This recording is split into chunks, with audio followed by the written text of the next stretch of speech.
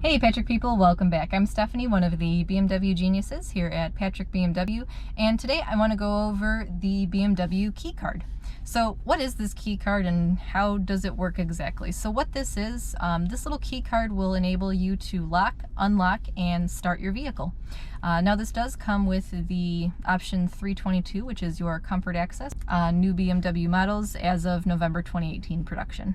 Now your key card will perform the same functions as your BMW digital key in the sense that it can unlock, lock, and start the vehicle.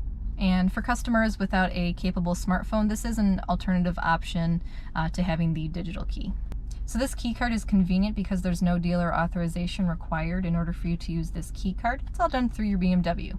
So you're going to want to go to your car menu, then you're going to go to settings, you're going to scroll over to doors/access, select BMW digital key, select key card, and activate digital key.